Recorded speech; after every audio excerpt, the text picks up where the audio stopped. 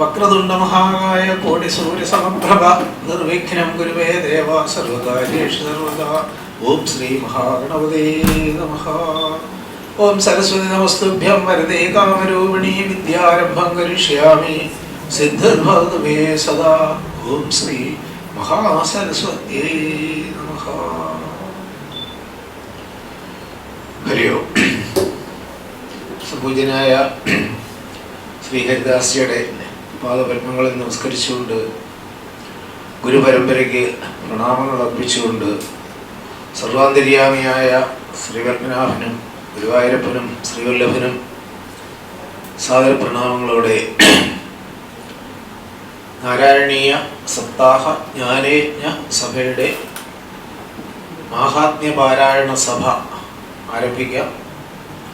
പൂർണ്ണമായി ഈ യജ്ഞത്തെ ഗുരുവായൂരപ്പൻ്റെ ശ്രീപത്മനാഭൻ്റെ ഗുരുപരമ്പരയുടെ പാദങ്ങളെ സമർപ്പിച്ചുകൊണ്ട് ആചാര്യന്മാർക്കും ശ്രോതാക്കൾക്കും എല്ലാവർക്കും ഈ ജ്ഞാനയജ്ഞം പൂർണ്ണമായി പ്രയോജനപ്പെടാൻ കഴിയട്ടെ എന്ന സവിനയ പ്രാർത്ഥനയോടുകൂടി. ഇത് ശരിക്കും ഗുരുവായൂരപ്പൻ്റെ ഒരു സങ്കല്പം നടക്കുന്ന രംഗമാണ്. ഏതാനും വർഷങ്ങൾക്ക് മുമ്പ് സങ്കല്പിച്ചു വെച്ച ഒരു നാരായണീയ സപ്താഹ ജ്ഞാനയജ്ഞം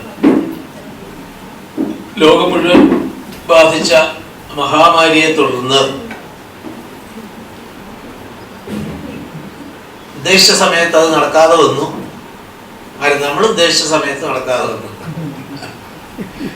ഇപ്പോൾ ഭഗവാന്റെ സങ്കല്പമായിട്ട് ഈ പുണ്യഗൃഹത്തിൽ അത് നടക്കുന്നു. ഇത്രയും വർഷങ്ങളായിട്ടുള്ള ഒരു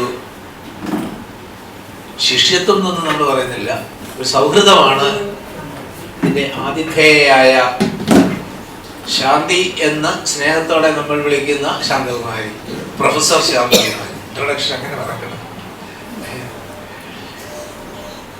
തീർച്ചയായിട്ടും ഈ ഗൃഹത്തിൻ്റെ ഒരു പുണ്യമാണ്. ഭഗവാന്റെ കാരുണ്യം അല്ലേ. ഇതെല്ലാം തരത്തിൽ നമ്മൾ ഭഗവാനെ ഉപാസിക്കുന്നു. സായിബാബയായിട്ടും പത്മനാഭനായിട്ടും പഴവങ്ങാടി ഗണപതിയായിട്ടും ഒക്കെ ഒക്കെ ഏനാപ്യുപായേന ആ തത്വത്തിലേക്ക് മനസ്സ് എത്തണം. Forget about the means. ഏനകേന അഭി ഉപായേന.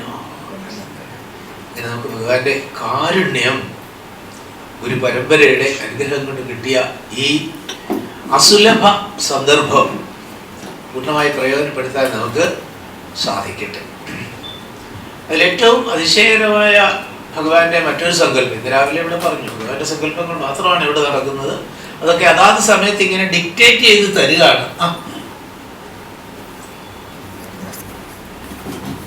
നമ്മുടെ ഒരു വിൽഫുൾ ആപ്ലിക്കേഷൻ ഓഫ് മൈൻഡ് പലപ്പോഴും വേണ്ടി വരാറില്ല. അവിടുന്ന് ഇങ്ങനെ ഡിക്റ്റേറ്റ് ചെയ്ത് തരിക, അത് നമ്മളിങ്ങനെ ഇങ്ങോട്ട് പറയുക. അങ്ങനെയാണ് സംപൂജ്യനായ ഹരിദാസിയുടെ ആശയം മനസ്സിലേക്ക് വന്നു. സത്യം പറയാം, ആദ്യം ഇവൻ ആ ലെറ്റർ ഡ്രാഫ്റ്റ് ചെയ്യുന്ന സമയത്ത് പോലും അത് മനസ്സിലില്ല. കഴിഞ്ഞപ്പോഴാണ് പെട്ടെന്ന് ഒരു ഫ്ലാഷ്. ഒരു ദിവസം വെളുപ്പിനെ ഉണരുന്നത്, ബ്രാഹ്മ മുഹൂർത്തത്തിൽ ഉണരുന്നത്, ആരുടെ സങ്കല്പം ആലോചിച്ച് നോക്കുന്നത്. അപ്പൊ തന്നെ വിളിച്ചു, ഡയറി നോക്കട്ടെ എന്ന് പറഞ്ഞു. ഡയറി നോക്കി.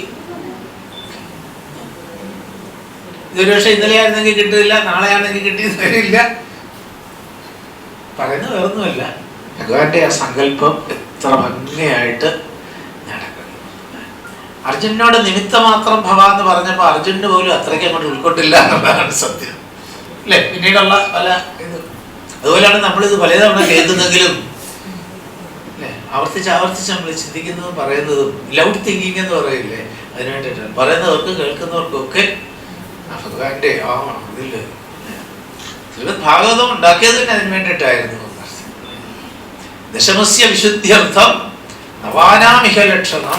ഏകാശ്രയം ഭഗവാൻ മാത്രമേ ഉള്ളൂ എന്ന് ഉറപ്പിക്കാൻ വേണ്ടിയിട്ടാണ് ബാക്കി 9 ലക്ഷണങ്ങൾ വിശദീകരിച്ചത്. ആ തത്വം ഇങ്ങനെ ഓരോ അനുഭവങ്ങളിൽ കൂടി അല്ലേ, experience is the best teacher എന്നൊക്കെ പറയുമ്പോഴും നമുക്ക് മനസ്സിലാക്കി ഓരോ അനുഭവങ്ങളിൽ ഭഗവാന്റെ കാരുണ്യം, ആ ഗുരുകൃപ ഇങ്ങനെ അനുഭവിക്കാൻ കഴിയണം. പിന്നെ വിജയ ഹരിദാസിയെ പരിചയപ്പെടുത്തേണ്ട യാതൊരു ആവശ്യമില്ല. ജനിച്ചതേ ഹരിദാസനായിട്ടാണ്. അത് എത്ര പേർക്ക് അറിയാമെന്നറിയില്ല. കൂടുതൽ തന്നെ വിശദീകരിക്കുകയെ പാടില്ല, അതുകൊണ്ട് വിശദീകരിക്കും. ഹരിദാസനായിട്ടാണ് ജനിച്ചിട്ടല്ല ഹരിദാസന്. ശ്രീനാരദൻ പറയുന്ന ഒരു ഭാഗമുണ്ട്, ഭക്തിദേവിക്ക് ഗ്യാരണ്ടി കൊടുക്കുന്നിടത്ത്. ഈ ജ്ഞാനവൈരാഗ്യങ്ങളാകുന്ന സന്തതികളെ ഉണർത്താൻ കഴിഞ്ഞില്ലെങ്കിൽ എൻ്റെ പേര് ഹരിദാസൻ എന്നല്ല. അതുപോലെ നാരായണീയം പ്രചരിപ്പിക്കാൻ കഴിഞ്ഞില്ലെങ്കിൽ എൻ്റെ പേര് ഹരിദാസൻ എന്നല്ല എന്നുറപ്പിച്ച ഒരു മഹാത്മാവാണ് ഹരിദാസൻ.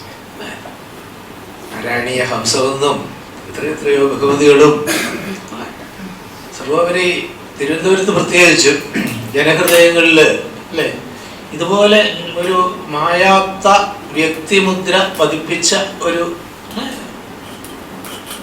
ഭഗവാന്റെ കാരുണ്യ ഗുരു അനുഗ്രഹം. ഹരിദാസ് പലപ്പോഴും പറയാറുണ്ട്, പ്രഭാകർജി ഞാനുമായിട്ടുള്ള ബന്ധം ഗുരു ഒന്നാണെന്ന് പറയാറുണ്ട്. കാരണം ഇവിടെ 1988 എന്നാണ് ഗൗരീശഭട്ടത് നമ്മുടെ ആദ്യത്തെ ക്ലാസ്. അന്ന് ഇവിടെ ചിന്മയാമിഷൻ ഉൾപ്പെടെ ഒരു ആക്ടിവിറ്റീസും ഇല്ലാത്ത സമയം തിരുവനന്തപുരത്ത്. അങ്ങനെയാണ് ഭഗവാൻ നമ്മളെ പിടിച്ച് ഗൗരീശഭട്ടത്ത് NSS കരയാറുള്ള ആദ്യത്തെ സ്റ്റഡി ക്ലാസ് തുടങ്ങുന്നത്. അത് കഴിഞ്ഞപ്പോഴാണ് ചിന്മയാമിഷൻ. സാധാരണ എല്ലാവരും ചിന്മയാമിഷനെ ചെന്നിട്ട് അവിടുന്ന് സാധകരായിട്ട് വരികയാണ്. ഇവിടെ നമ്മളെ സാധകരാക്കിയിട്ട് ഗുരുദേവന്റെ കാര്യം നോക്കുക. അങ്ങനെ ഇങ്ങനെ ഒരാളുണ്ടെന്ന് അറിഞ്ഞിട്ട് മിഷനിൽ നിന്ന് ഇങ്ങോട്ട് വരുമെന്ന് പറഞ്ഞിട്ട് അങ്ങനെ വിളിച്ച് മിഷനിലാക്കിയതായിരുന്നു. അങ്ങനെ ഗൗരീശഭട്ടത്തു നിന്നൊരു ക്ലാസ് തുടങ്ങി, ഇവിടുന്ന് ഒരു പ്രഭാകർ ചെയ്യും. PTB നഗറിൽ നാരായണീയം ക്ലാസ്സുകളും തുടങ്ങി. അവിടുന്ന് ഒരു ഹരിദാസി ഇങ്ങനെ വന്നിട്ട് വഴുതക്കാട് കൂട്ടിമുട്ടുകയായിരുന്നു. ഒരു സംഗമം തന്നെയായിരുന്നു എന്നർത്ഥം. പിന്നെ ഒരുപാട് കാര്യങ്ങൾ നമുക്ക് ഒരുമിച്ച് ഇങ്ങനെ ചെയ്യാൻ സാധിച്ചിട്ടുണ്ട്. 2002 പ്രൊമോഷനായി മദ്രാസിലേക്ക് പോകുന്നത് വരെ ഒരുപാട് കാര്യങ്ങൾ ഒരുമിച്ച് ഒക്കെ ചെയ്യാൻ സാധിച്ചു. പിന്നെ പൂർണ്ണമായിട്ടൊരു നാരായണീയ ക്ലാസ് ഒന്നും ഇരുന്ന് അറ്റൻഡ് ചെയ്യാനൊന്നും കഴിച്ചിട്ടില്ല. പ്രവർത്തന മേഖല ഇങ്ങനെ വലുതായിരുന്നു. പ്രത്യേകിച്ച് ഒന്ന് ഔട്ട്സൈഡ് ഓഡിറ്റാണ്. ശനി ഞായറൂടെ വരുമ്പോഴാണ് 2 ദിവസം കിട്ടുക. ആ സമയത്ത് മുഴുവൻ അങ്ങനെയൊക്കെ ആയിരുന്നു നടന്നത്. 2002 പ്രൊമോഷനായി മദ്രാസിൽ പോകുന്നത് വരെ ഇങ്ങനെയൊക്കെ തുടർന്നു. അതിനുശേഷമാണ് തിരുവനന്തപുരമായിട്ട് ഞങ്ങളുടെ ബന്ധം പ്രാക്ടിക്കലി കുറഞ്ഞു വന്നത്. അപ്പം എന്തായാലും നമുക്കൊരു വലിയ മഹാഭാഗ്യമാണ്. ഒന്ന്, ഈ നാരായണീയ സപ്താഹ യജ്ഞം നമുക്കിവിടെ നടത്താൻ കഴിയുന്നത്. അതോടൊപ്പം ഇതുപോലെ ഒരു മഹാത്മാവിൻ്റെ സാന്നിധ്യത്തിൽ ഇപ്പൊക്കെ പ്രായത്തിൻ്റെതായ ക്ഷീണം ബാധിച്ചു തുടങ്ങിയിട്ടുണ്ടെങ്കിലും കർമ്മരംഗത്ത് ഇപ്പോഴും സജീവം എന്ന് പറയാൻ പാടില്ല, സക്രിയ പറഞ്ഞിട്ടുണ്ട് ഇവരോടൊക്കെ. കാരണം നമ്മളത് പണ്ട് ത്രിപക്ഷത്തിലെ ഒരു നോട്ടീസിൽ സജീവം എഴുതിയപ്പം പണ്ട് ഒരു ഉത്തമക്കുറുപ്പ് സാറ് മാതൃഭൂമിയുടെ എഡിറ്റർ, അദ്ദേഹം അവിടെ ഇരുന്ന് വർഷങ്ങൾക്ക് മുമ്പുള്ള അദ്ദേഹം അവിടെ ഇരുന്നിരുത്തി, പ്രഭാകരൻ അങ്ങനെ എഴുതരുത്, ജീവനില്ലാത്തവരാരും വരില്ലല്ലോ, അതുകൊണ്ട് സജീവം എന്ന് എഴുതരുത്, നിങ്ങൾ ഉദ്ദേശിക്കുന്ന ആക്റ്റീവ് പാർട്ടിസിപ്പേഷൻ എന്നല്ലേ. അതിന് അന്ന് മുതൽ ഇത് പലയിടത്തും വിളിച്ചു പറയാറുണ്ട്. നമുക്ക് പറ്റിയ തെറ്റ് ഒരാൾ തിരുത്തി തന്നു. അതുകൊണ്ട് ഇപ്പോഴും ഈ പ്രവർത്തന രംഗത്ത് സക്രിയമായിട്ട് നിൽക്കുന്ന ഹരിദാസിക്ക് ആയുരാരോഗ്യ സൗഖ്യം അല്ലെ പട്ടതിരിപ്പാടിന്റെ വാക്കും ഒക്കെ കടമെടുത്തിട്ട് 2001 പ്രഭാകർജിയുടെ ആദ്യത്തെ ഒരു രചന കുന്തിസ്തുതിയും ഭീഷ്മസ്തുതിയും തിരുമല ആനന്ദാശ്രമത്തിൽ വെച്ച് റിലീസ് ചെയ്യാം. അതിനൊരു മുഖവര 2 മഹാത്മാക്കളാണ് മുഖവര എഴുതി അനുഗ്രഹിച്ചത്. ഒന്ന് യശശരീരനായ കൃഷ്ണനാരായണ ചേട്ടൻ, അന്ന് സക്രിയമായി നമ്മോടൊപ്പം ഉള്ള ഹരിദാസി. അതിൽ ഹരിദാസി ഒരു വാചകം എഴുതി, ഇപ്പോഴും അത് പലയിടത്തും നമ്മൾ പറഞ്ഞിട്ടുണ്ട്, നാരായണി എടുക്കുമ്പോൾ ഒക്കെ അതാണ് കാരണം. ഗുരുവായൂരപ്പന് കീർത്തി അല്ലെ അകീർത്തി ആ വരിയുണ്ടല്ലോ, അത് കോട്ട് ചെയ്തിട്ട് അത് നമ്മൾ ആരോഗ്യപരമായിട്ട് ഒരുപാട് വിഷമിക്കുന്ന കാലമാണ്. പഴയ ആളുകൾക്കൊക്കെ അറിയാം. അപ്പൊ പ്രാർത്ഥന അതായിരുന്നു. ആ പ്രാർത്ഥന കോട്ട് പട്ടതിരിപ്പാടിന്റെ പ്രാർത്ഥന കോട്ട് ചെയ്തിട്ട് ഗുരുവായൂരപ്പന് ദുഷ്കീർത്തി ഉണ്ടാകാതിരിക്കാൻ വേണ്ടിയിട്ടെങ്കിലും ഈ ഭക്തന്റെ രോഗം മാറ്റി. ഇന്ന് ഈ തുറന്നു പറയുകയാണ്, ഇന്ന് 75-ാം വയസ്സിൽ ഈ ശരീരം ഇങ്ങനെ നിൽക്കുന്നെങ്കിൽ, ഇന്ന് ഇവിടുത്തെ മോളോടൊക്കെ പറഞ്ഞു 80 തുടങ്ങിയതാണ്. 42 കൊല്ലമായി വേദന ഇല്ലാത്ത ഒറ്റ ദിവസവും ഇല്ല. അത് എവിടെയെങ്കിലുമൊക്കെ മാറി മാറി വരുന്നുള്ളത്.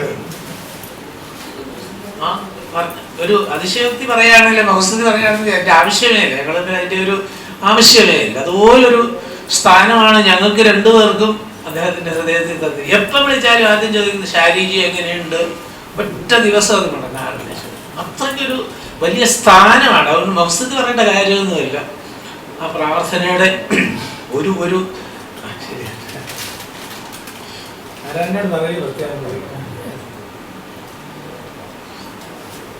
തീർച്ചയായിട്ടും ഇതിൻ്റെയൊക്കെ ഫലം ഇതൊക്കെ നമ്മൾ മുമ്പേ പറഞ്ഞ പോലെ ലൗഡ് തിങ്കിങ് തുറന്ന് പറയുന്നത് ഇതില് അനുഭവം കേൾക്കുമ്പോൾ ഉറപ്പ് വരണം. നമ്മള് സ്വാനുഭവത്തിൽ നിന്നാണ് ഇത് പറയുന്നത്. ഇങ്ങനെ എല്ലാം കൊണ്ടും സംപൂജ്യനായ ഹരിദാസിയെ നമുക്ക് കിട്ടിയ മഹാഭാഗ്യം എന്നല്ലാതൊന്നും പറയാനില്ല. ഗുരുവായൂരപ്പൻ്റെ കാരുണ്യം, പത്മനാഭന്റെ കാരുണ്യം, ഒരു പരമ്പരയുടെ അനുഗ്രഹം. എന്തായാലും ഈ യജ്ഞം ഉദ്ഘാടനം ചെയ്ത് മാഹാത്മ്യ പ്രഭാഷണം നടത്താൻ വേണ്ടിയിട്ട് ഗൃഹനാഥയുടെയും ഞങ്ങളുടെയും എല്ലാവരുടെയും പേരിൽ ഹരിദാസിയോട് സാദര പ്രണാമങ്ങളോടെ അപേക്ഷിക്കുന്നു. ഹരിയാം.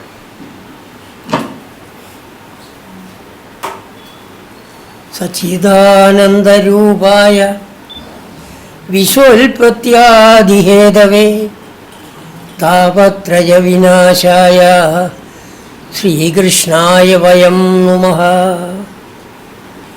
കോമളം കൂജയൻ വേണം ശ്യാമളോയം കുമാരകഃ വേദവേദ്യം പരബ്രഹ്മം ഭാസതാം പുരതോ മമ ഭാസതാം ഹൃദയേ മമ. യോന്തപ്രവിശ്യ മമ വാചമിമാം പ്രസുപ്താം സഞ്ജീവയത്യഖിലശക്തിധര സ്വധാംന അന്യാംശ ഹസ്തചരണ ശ്രവണത്വഗാദീൻ പ്രാണാൻ നമോ ഭഗവതേ പുരുഷായ തുഭ്യം.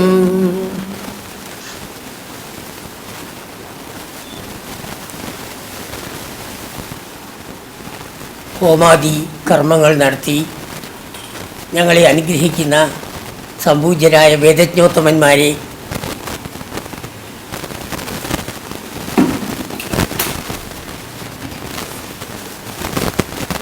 എൻ്റെ ഉത്തമ സുഹൃത്തും ആധ്യാത്മിക രംഗത്ത്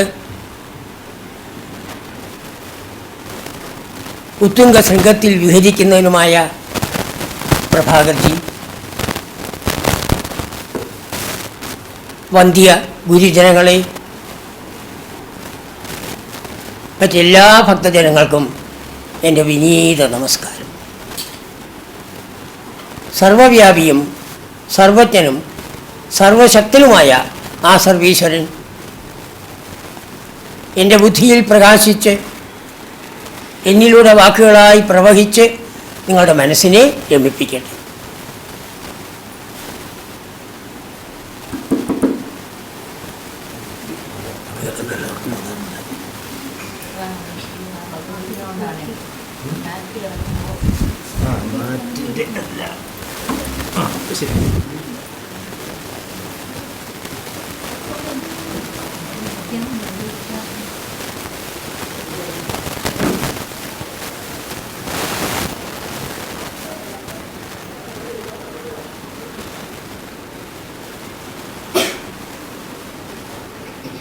ആധ്യാത്മിക പ്രഭാഷണങ്ങളിൽ കേൾക്കാമോ? ഇപ്പോൾ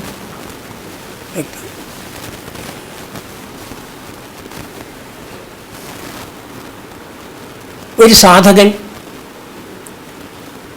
രണ്ട് കാര്യങ്ങളാണ് മനസ്സിൽ ഉറപ്പിച്ച് മുന്നോട്ട് പോകേണ്ടത്. ഒന്ന്, എന്താണ് എൻ്റെ ലക്ഷ്യം? രണ്ട്, എന്താ അതിനുള്ള മാർഗം? ഇത് രണ്ടെണ്ണം മാത്രം മതി.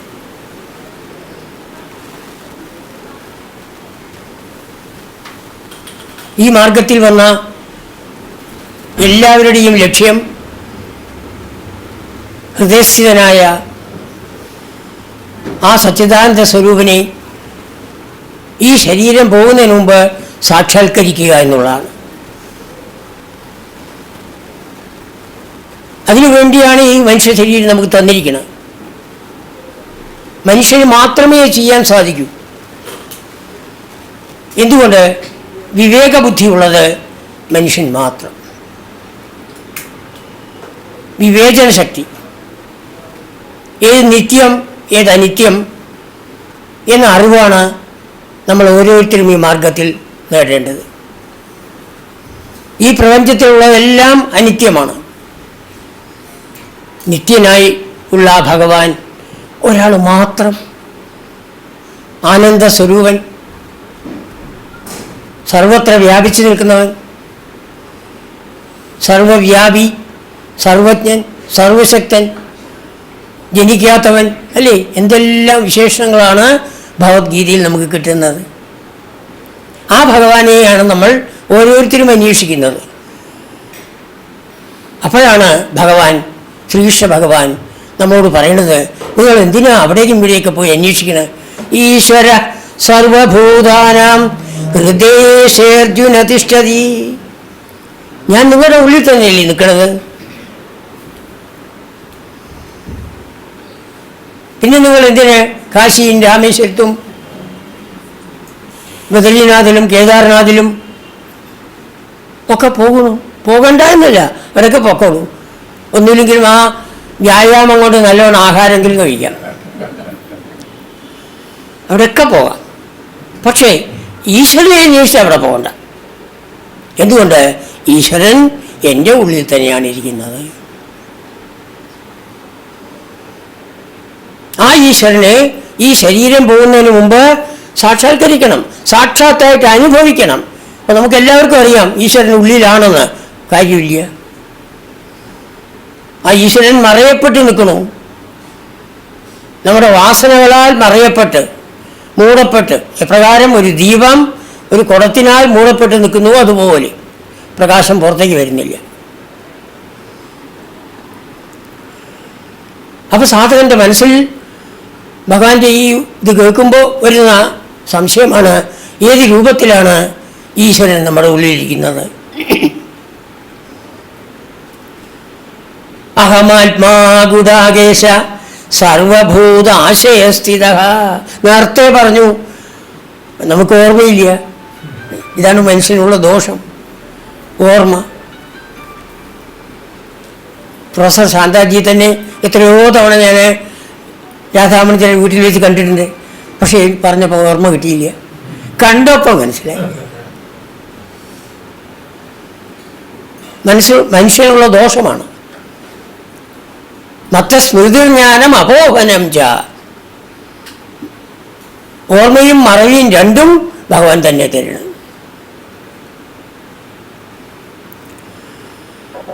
അപ്പോൾ എൻ്റെ ഉള്ളിൽ ഈ ഭഗവാൻ ഏത് രൂപത്തിലിരിക്കുന്നു എന്നുള്ളതാണ് ഓരോ സാധകനും അന്വേഷിക്കേണ്ടത്. ആത്മാവായിട്ടാണ് ഇരിക്കുന്നത് എന്ന് ഭഗവാൻ നേരത്തെ പറഞ്ഞത് ഇപ്പോൾ ഓർമ്മിക്കണം. മനുഷ്യൻ്റെ ഉള്ളിൽ മാത്രമല്ല, സർവഭൂത ആശയസ്ഥിത. എന്തൊക്കെ ഇവിടെ ഉണ്ടായോ, ജീവനുള്ളത് മാത്രമല്ല, ജീവനില്ലാത്ത വെള്ളം, കല്ല്, മണ്ണ് എല്ലാറ്റിൻ്റെ ഉള്ളിലും നിറഞ്ഞു നിൽക്കുന്നു. ഒരേ വ്യത്യാസം, അവിടെ വെറും സത്തായിട്ട് മാത്രം. നമ്മുടെ ഉള്ളിൽ സത്തും ചിത്തും ആനന്ദവുമായിട്ട് നിൽക്കുന്നു, സച്ചിദാനന്ദ സ്വരൂപനായിട്ട് നിൽക്കുന്നു. ആ സച്ചിദാനന്ദ സ്വരൂപനായ ഭഗവാനെ ഈ ശരീരം പോകുന്നതിന് മുമ്പ് സാക്ഷാത്കരിക്കുക തന്നെ വേണം. അപ്പോഴാണ് ധന്യമാവുന്നത്, ജീവിതം ധന്യമാവുന്നത്, കൃതകൃത്യനാവുന്നത്. അതിനാണ് നമുക്ക് ഈ ശരീരം തന്നിരിക്കുന്നത്. പൂന്താനം പറഞ്ഞതുപോലെ എത്രയോ ജന്മങ്ങൾ ഏതെല്ലാം വിധത്തിൽ നമ്മൾ ചുറ്റി നടന്നു. ഈച്ചയായിട്ടും പൂച്ചയായിട്ടും അജമായിട്ടും ഗജമായിട്ടും കാക്കയായിട്ടും കൊക്കായിട്ടും മാനായിട്ടും മീനായിട്ടും ഓന്തായിട്ടും പരുന്തായിട്ടും എവിടെയെല്ലാം ചുറ്റി നടന്നിട്ടാണ് ഒടുവിൽ ആ ഗുരുകാരുണ്യം കൊണ്ട് ഈ മനുഷ്യ ശരീരം നമുക്ക് കിട്ടിയത്, ഈ വിവേകമുള്ള ശരീരം കിട്ടിയത്. ആ ഭഗവാൻ എൻ്റെ ഉള്ളിൽ തന്നെയാണ്. ആ ഭഗവാനെ ഈ ശരീരം പോകുന്നതിന് സാക്ഷാത്കരിച്ചില്ലെങ്കിൽ വീണ്ടും ജനിക്കണം. പുനരപി ജനനം പുനരപി മരണം പുനരപി ജനനീ ജഠരേ ശയനം. എത്ര ദുഃഖമുള്ള കാര്യമാണത്, ഒന്ന് ആലോചിച്ച് നോക്കുക.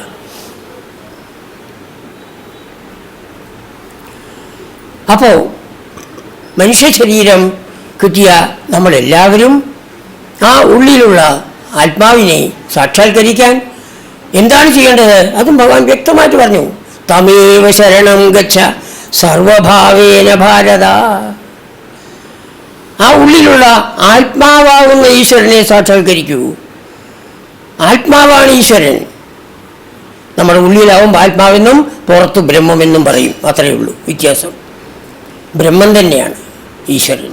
ഞാൻ ആ ബ്രഹ്മം തന്നെ, അഹം ബ്രഹ്മാസ്മി എന്ന അനുഭവത്തിലേക്കാണ് നമ്മൾ ഓരോരുത്തരും പോകേണ്ടത്. അതിനു വേണ്ടിയുള്ളതാണ് ഈ മനുഷ്യ ശരീരം. അതിന് നാം ചെയ്യേണ്ടത് എന്താണ്? നമസ്കാരം.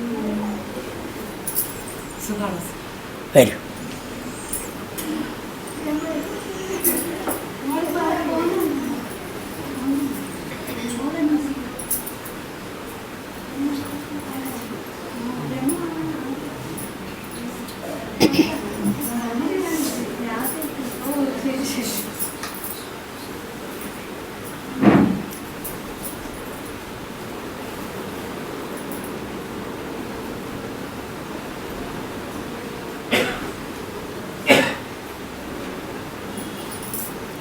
ഇവിടെ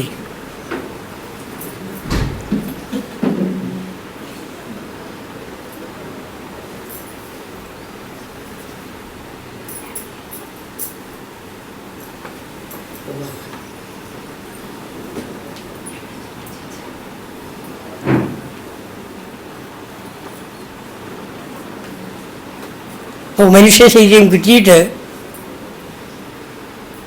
ആദ്യമായിട്ട് നമ്മൾ കർമ്മം ചെയ്ത് എന്ത് കർമ്മവാസനകളാണോ കൊണ്ടുവന്നിരിക്കുന്നത് ആ കർമ്മവാസനകളെ ക്ഷയിപ്പിക്കണം. അതാണ് മനുഷ്യനായി നമ്മൾ ഓരോരുത്തരും ചെയ്യാനുള്ളത്. സ്വധർമ്മത്തിനെ അനുഷ്ഠിക്കുന്നതായ സമയത്ത്, ആചരിക്കുന്നതായ സമയത്ത് കർമ്മവാസനകളെല്ലാം നശിക്കും. പക്ഷെ എങ്ങനെ അനുഷ്ഠിക്കണം അത് ഭഗവാൻ നേരത്തെ പറഞ്ഞു. 2-ാം അധ്യായത്തിൽ തന്നെ പറഞ്ഞു. ഈ ചിലവർക്ക് 2-ാം അധ്യായം കഴിഞ്ഞ് പിന്നെ അങ്ങോട്ട് വായിക്കാൻ സാധിച്ചില്ലെങ്കിലോ എന്ന് പറഞ്ഞ് നേരത്തെ പറഞ്ഞു. യോഗസ്ഥ കുരു കർമാണി സംഘം ത്യക്ത്വാ ധനഞ്ജയ സിദ്ധ്യോ സമോ ഭൂത്വാ സമത്വം യോഗ ഉച്യതേ. യോഗത്തിൽ സ്ഥിതി ചെയ്തുകൊണ്ട് ഭഗവത് ചിന്തയോടുകൂടി ഒന്നിനോടും സംഘമില്ലാതെ, കർമ്മത്തിനോട് സംഘം പാടില്ല, കർമ്മത്തിലെ വ്യക്തികളോട് സംഘം പാടില്ല, കർമ്മത്തിലെ ഫലത്തിനോട് സംഘം പാടില്ല. ഒടുവിൽ ഫലം വരും, അനുഭവിക്കേണ്ട തരമില്ല. ഏത് കർമ്മത്തിനും ഫലമുണ്ട്, അത് അനുഭവിക്കുക തന്നെ വേണം. സിദ്ധ്യോ സമോ ഭൂത്വ. ചിലപ്പോൾ ജയമായിരിക്കും, ചിലപ്പോൾ പരാജയമായിരിക്കും, രണ്ടും ഒരേപോലെ കാണുക. ഇതാണ് എനിക്ക് അനുഭവിക്കാനുള്ളത്. ഇനി ആരെങ്കിലും കാരണക്കാരാണോ? പുറമേ കാരണക്കാരായിട്ട് ആരെങ്കിലും കണ്ടു എന്ന് വരാം. അവരാരും കാരണക്കാരല്ല. നാം തന്നെയാണ് നമ്മുടെ സുഖത്തിനും ദുഃഖത്തിനും കാരണക്കാരൻ. അതും ഭഗവാൻ ഗീതയിൽ വ്യക്തമായിട്ട് പറഞ്ഞു. അനിഷ്ടമിഷ്ടം മിശ്രം ച ത്രിവിധം കർമ്മണഫലം. ഏത് കർമ്മത്തിനും 3 ഫലമാണ്. ഇഷ്ടഫലം സുഖമായിട്ടുള്ളത്, അനിഷ്ടഫലം ദുഃഖം, മിശ്രഫലം സുഖദുഃഖ സമ്മിശ്രം. ഇത് എപ്പോഴാണ് നമുക്ക് കിട്ടുന്നത്? ഭവത്യത്യാഗിനാം പ്രേത്യ.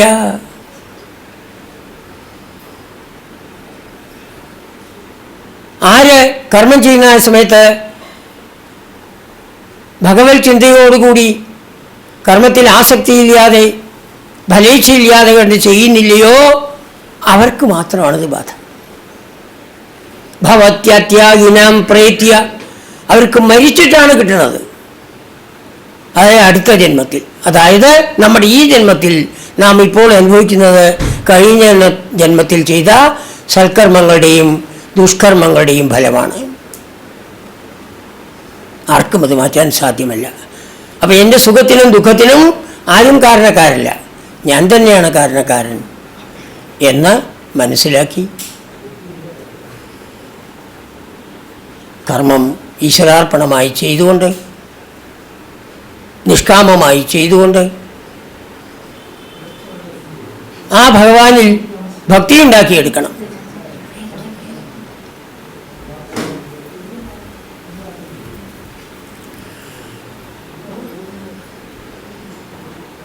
ഭക്തി ഒന്നു മാത്രമാണ് നമ്മളെ ലക്ഷ്യത്തിലെത്തിക്കുന്നത്, മറ്റൊന്നും മോശമാണെന്നല്ല.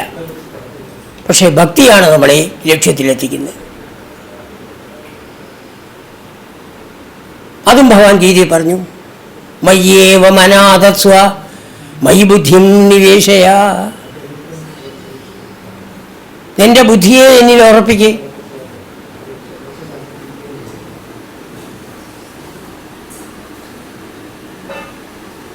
എങ്ങനെയുള്ള ബുദ്ധി? വ്യവസായാത്മിക ബുദ്ധി, നിശ്ചയം വന്ന ബുദ്ധി. എന്താ നിശ്ചയം? ഈ ജന്മത്തിൽ തന്നെ എനിക്ക് എൻ്റെ ഉള്ളിലുള്ള ഈശ്വരനെ സാക്ഷാത്കരിക്കണം. ഇതാണ് നിശ്ചയം വന്ന ബുദ്ധി. രണ്ടാമതൊരു ലക്ഷ്യമുണ്ടോ? പണം ഉണ്ടാക്കണം എന്നുള്ള ലക്ഷ്യമുണ്ടോ? വലിയ പദവി വേണമെന്നുള്ള ലക്ഷ്യമുണ്ടോ? ഒന്നുമില്ല. ഒക്കെ കളയണം, ഉണ്ടെങ്കിൽ കളയണം.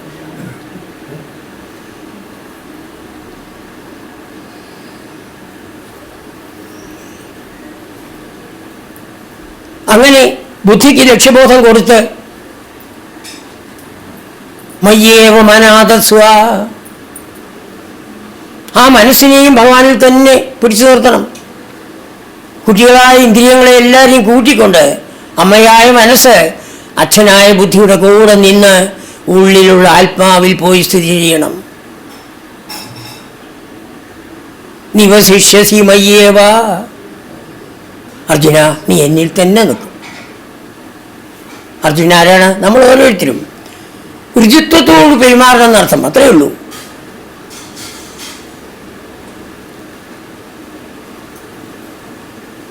ഭഗവാൻ ഈ വിധത്തിൽ നമുക്ക് ഉറപ്പ് തന്നിരിക്കുന്നു. ചിലവർക്ക് അവരുടെ ബുദ്ധിയാണ് നന്നായിട്ട് പ്രവർത്തിക്കുക. ആയിക്കോട്ടെ, ഞാൻ യോഗത്തിനെ ആശ്രയിച്ചുള്ളൂ. ഭഗവാന്റെ മാഹാത്മ്യങ്ങളെ മനസ്സിലാക്കിക്കോളൂ. അങ്ങനെ എന്താണ് ഈ പ്രപഞ്ചം, ആരാണ് ഭഗവാൻ എന്നുള്ളതെല്ലാം മനസ്സിലാക്കിക്കോളൂ. അതിന് ഒരു ശാസ്ത്രത്തിനെ പഠിക്കണം. അതാണ് തസ്മാത് ശാസ്ത്രം പ്രമാണന്തേ. ഭഗവാൻ ഗീതയിൽ പറയുന്നത് ശാസ്ത്രമാണ് നമുക്ക് പ്രമാണം. ഏതെങ്കിലും ഒരു ശാസ്ത്രത്തിനെ എടുക്കാം. ദ്വാപരയുഗത്തിൻ്റെ അവസാനത്തിൽ എപ്പോൾ താൻ പോകുന്നുവോ അപ്പോൾ ഭഗവാൻ പറഞ്ഞു, വ്യാസരെ വിളിച്ചു പറഞ്ഞു, ഈ കലിയുഗം സന്തരണം ചെയ്യാൻ അങ്ങയുടെ ഭാഗവതശാസ്ത്രം തന്നെയാണ് ഏറ്റവും ശ്രേഷ്ഠം, ഒരു സംശയമില്ല. പക്ഷേ ഈ കലിയുഗത്തിൽ ആർക്കാ ഈ ഭാഗവതം വായിക്കാനും അർത്ഥം മനനം ചെയ്യാനും സാധിക്കുന്നത്? വളരെ ചുരുക്കം. അതുകൊണ്ട് അതൊന്ന് സംഗ്രഹിക്കണമെന്ന് പറഞ്ഞിട്ടാണ് വ്യാസൻ വന്നിട്ട് മേൽപ്പത്തൂരായി വന്ന നാരായണിയെ നമുക്ക് തന്നത്. അപ്പോൾ ഒരു ശാസ്ത്രത്തിനെ ആശ്രയിക്കണം. ഭാഗവതശാസ്ത്രമാണ് ഭഗവാൻ പറഞ്ഞതെങ്കിലും ഭഗവാൻ തന്നെ അവിടെ തിരുത്തി ഈ ഭാഗവതം ഈ കലികാലത്ത് അധികം പേർക്കും വായിക്കാനോ അർത്ഥം മനനം ചെയ്യാനോ സാധ്യമല്ല എന്ന് മനസ്സിലാക്കിയിട്ട് ആ വ്യാസനോട് വീണ്ടും ഒരു ജന്മം എടുക്കാൻ പറഞ്ഞ് ആ വ്യാസനാണ് മേൽപ്പത്തൂർ നാരായണ ഭട്ടതിരിയായി വന്ന് പിന്നെല്ലാം പ്രകൃതി പറഞ്ഞ പോലെയൊക്കെ ഭഗവാൻ എൻ്റെ പ്രേരണ കൊണ്ട് ഓരോന്നും സംഭവിച്ചു. നമുക്ക് 27ാമത്തെ വയസ്സിൽ നാരായണീയത്തിന് തന്ന് ആ നാരായണീയമാണ് പ്രഭാകർജി ഗീത മറ്റേ നാരായണീയ ജ്ഞാനയജ്ഞമായിട്ട് ഇവിടെ നടത്താൻ പോകുന്നത്. ഇതിനെക്കുറിച്ച് എന്താണ് പറയേണ്ടതെന്ന് എനിക്കറിയില്ല. പ്രഭാകർജി തിരുവനന്തപുരത്ത് പോയത് തിരുവനന്തപുരത്തുള്ളവർക്ക് വലിയ നഷ്ടം. പ്രഭാകർജി ഇവിടുന്ന് പോയത് തിരുവനന്തപുരത്തുകാർക്ക് വലിയൊരു നഷ്ടമാണ്. അതും അദ്ദേഹം പറഞ്ഞ പോലെ ഭഗവാന്റെ പ്രേരണ. അദ്ദേഹത്തിന് ഭഗവാൻ ഗുരുവായൂർക്ക് വിളിച്ചു, അതുകൊണ്ട് ഭഗവാനെ തൊഴാൻ സാധിച്ചു. ശ്രീധര സ്മൃതി വളരെ കൊല്ലങ്ങൾ അദ്ദേഹം അവിടെ മനോഹരമായി നടത്തി. അനേകം പുരസ്കാരങ്ങൾ നേടി. പക്ഷെ അതൊന്നും പറയേണ്ടതെന്ന് എന്നോട് പറഞ്ഞിരിക്കുകയാണ്. ഒരു പുരസ്കാരത്തിനെ കുറിച്ചും പറയരുത്. പക്ഷേ നമ്മുടെ ഈ പൈതൃകത്തിനെ കാത്തു സൂക്ഷിക്കുന്ന ആളാണെന്ന് ഗുരുവായൂർ ദേവസ്വം അദ്ദേഹത്തിന് പുരസ്കാരം നൽകിയിരിക്കുന്നു. അതെങ്ങനെ പറയാതിരിക്കും? രാമായണം, ഭഗവത്ഗീത, ഭാഗവതാദി പുരാണങ്ങൾ ഇതിനെല്ലാം ഉറപ്പിച്ച് ഭക്തജനങ്ങളുടെ ആ ബുദ്ധിയിലേക്ക് അടിച്ചു കയറ്റിയല്ലേ അദ്ദേഹം ചെയ്യുന്നത്. ആ ശ്രീധര സ്മൃതിയാണ് ഞാൻ ഇപ്പോഴും ആലോചിക്കാറുണ്ട്. 60-90 ദിവസം, അത് 43 ദിവസം, ഏകദേശം 2 മാസത്തോളം കാലം. ത്രിപക്ഷം. അനേകം ഭക്തജനങ്ങൾക്ക് പ്രഭാഷണം ചെയ്യാനുള്ളതായ ഒരവസരം നൽകിക്കൊണ്ട് പ്രഭാകർജി താൻ തന്നെ മുഴുവൻ ചെയ്തില്ല. ഓരോ ഭക്തജനങ്ങളെ പല സ്ഥലത്തു നിന്ന് വിളിച്ചു. അങ്ങനെ വരികയായി. എന്തോ നിർഭാഗ്യമെന്ന് പറയട്ടെ, എനിക്ക് പോകാൻ സാധിച്ചില്ല. അത്രയേ ഉള്ളൂ.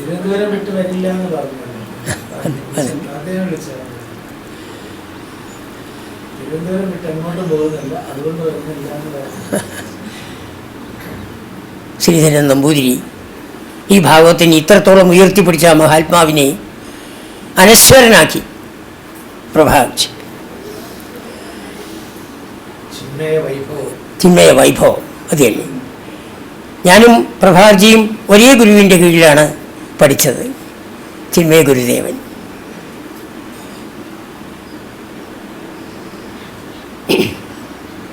ചിത് സ്വരൂപനാണ്, ജ്ഞാനസ്വരൂപനാണ് അദ്ദേഹം. ഞാൻ അദ്ദേഹത്തിൻ്റെ 1956 അദ്ദേഹത്തിൻ്റെ ആദ്യത്തെ പ്രഭാഷണം കേട്ടത്. പാലക്കാട് അദ്ദേഹത്തിൻ്റെ 21ാമത്തെ ഗീതാജ്ഞാനയജ്ഞം തപോവനസ്വാമി സമാധിയായി ആദ്യത്തേതായിരുന്നു. എനിക്കന്ന് ഗീതയെക്കുറിച്ച് ഒന്നും അറിയില്ല. പക്ഷെ ഇദ്ദേഹത്തിൻ്റെ ആ വാഗ്ധോരണി, ആ ആംഗല ഭാഷയിലുള്ള അദ്ദേഹത്തിൻ്റെ ആ കഴിവ് കണ്ടിട്ടാണ് ഞാൻ പോയത്. അയാളുടെ ഗീത പഠിക്കാനല്ല പോയത്. എന്തൊരു കഴിവാണ് ആംഗല ഭാഷയിൽ.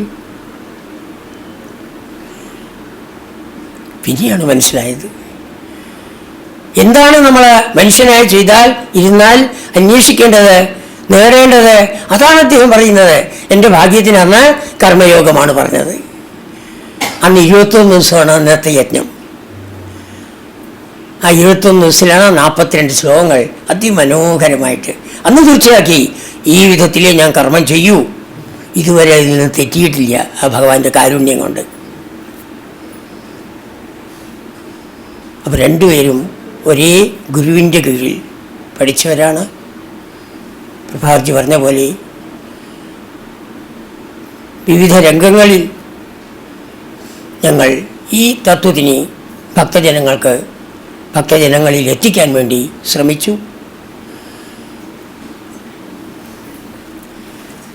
പക്ഷേ അദ്ദേഹം പറഞ്ഞതുപോലെ വാർദ്ധക്യം ബാധിക്കുന്നു. നാം വിചാരിച്ച പോലെ നിൽക്കുന്നില്ല. മനസ്സുകൊണ്ട് പലതും ചെയ്യണമെന്ന് ആഗ്രഹമുണ്ട്, പക്ഷെ സാധിക്കുന്നില്ല.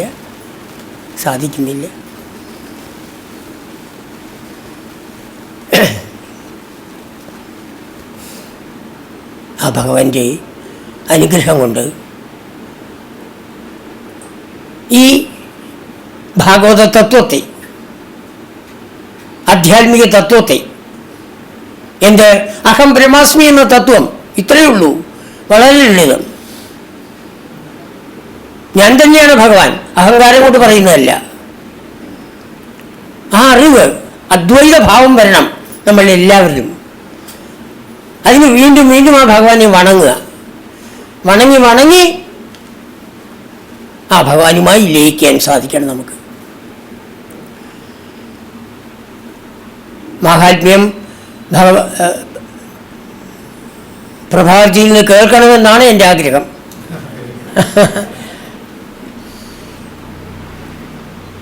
വളരെ കാലമായി അദ്ദേഹത്തിന് കേട്ടിട്ട്. ബോധാനന്ദ കേന്ദ്രത്തിൽ മറ്റേ അവസാനം വന്നത് 2013 അപ്പോൾ അദ്ദേഹത്തിൽ നിന്ന് തന്നെ മാഹാത്മ്യം കേൾക്കണമെന്നൊരു ആഗ്രഹം. അദ്ദേഹം അത് വർണ്ണിക്കണമെന്ന് ഞാൻ അദ്ദേഹത്തോട് അപേക്ഷിക്കുകയാണ്. ഈ വിധത്തിൽ പ്രഭാകർജിയെ വിളിച്ച് ഈ തത്വത്തെ പ്രതിപാദിക്കാനും ഭക്തജനങ്ങളെ അനുഗ്രഹിക്കാനുമായി പ്രൊഫസർ ശാരദാജി മുൻകൈയെടുത്ത് ഇറങ്ങി. അതും പ്രഭാകർജി പറഞ്ഞു, എല്ലാം ഭഗവത് പ്രേരണ. നേരത്തെ പലതും വിചാരിച്ചു, സാധിച്ചില്ല, ഇപ്പം നടക്കും. അമ്മയ്ക്കും അമ്മയുടെ മക്കൾക്കും എല്ലാ ബന്ധുക്കൾക്കും ആ ഭഗവാൻ ആയുരാരോഗ്യ സൗഖ്യം പ്രദാനം ചെയ്യട്ടെ. എല്ലാ ഭക്തജനങ്ങൾക്കും ആ ഭഗവാൻ ആയുരാരോഗ്യ സൗഖ്യത്തെ പ്രദാനം ചെയ്യട്ടെ. പ്രഭാകർജിക്കും ശാരദാജിക്കും, പ്രഭാകരൻ സൂര്യൻ എന്നാണ് വാക്കിൻ്റെ അർത്ഥം. ചൂടുണ്ടാവും. ആ ചൂടിനെ ന്യൂട്രലൈസ് ചെയ്യാനാണ് ശാരദ. ശരതി ജാത ശാരദ, ശരൽക്കാലത്ത് ജനിച്ചവളാണ്. താമര എന്നുള്ള അർത്ഥം മാത്രമല്ല, എല്ലാ ദേവിമാരും, ലക്ഷ്മി ദേവിക്ക് ശാരദ എന്ന് പറയാം, സരസ്വതി ദേവിക്ക് പറയാം, ദുർഗയ്ക്ക് പറയാം. അപ്പം എപ്പോൾ ഈ ജ്ഞാനം വേണമെന്നുണ്ടോ അപ്പോൾ ശാരദ സരസ്വതി ദേവിയായിട്ടിരിക്കണു. അതാണ് കൂടെ കൊണ്ടു നടക്കുന്നത്.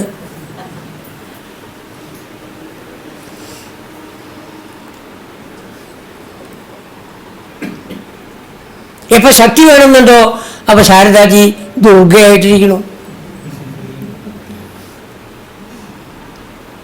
എപ്പോൾ ഐശ്വര്യം ധനാദികൾ വേണമെന്നുണ്ടോ അപ്പോൾ ശാരദാജി ലക്ഷ്മി ദേവിയായിട്ടിരിക്കണു. സഹധർമ്മിണി, ഇതാണ് സഹധർമ്മിണി. ഭർത്താവിൻ്റെ ധർമ്മം എന്തോ ആ ധർമ്മത്തിനനുസരിച്ച് ഭാര്യ കൂടെ നിൽക്കണം. ഒരിക്കലും അങ്ങോട്ടും ഇങ്ങോട്ടും വലിക്കലാവരുത്. ഒന്നിച്ചു പോകാൻ സാധിക്കണം. അദ്ദേഹത്തിൻ്റെ ലക്ഷ്യം ഈശ്വര സാക്ഷാത്കാരം. ആ ഈശ്വര സാക്ഷാത്കാരത്തിലേക്ക് സഹായിച്ചു കൊണ്ട് നിൽക്കുന്ന ശാരദാജി.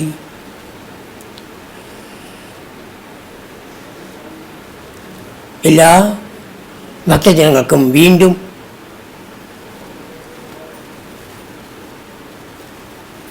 ശാന്താജിക്കും മക്കൾക്കും വീണ്ടും വീണ്ടും ഞാൻ പറയട്ടെ. എന്നിട്ട് മാഹാത്മ്യം പറയാനായി പ്രഭാകർജിയെ ക്ഷണിക്കുന്നു. ഭക്തജനങ്ങൾക്ക് മാഹാത്മ്യം പ്രഭാകർജിയിൽ നിന്ന് കേൾക്കണം. അതിന് അദ്ദേഹത്തിന് ക്ഷണിക്കുന്നു. നമസ്കാരം, നമസ്കാരം.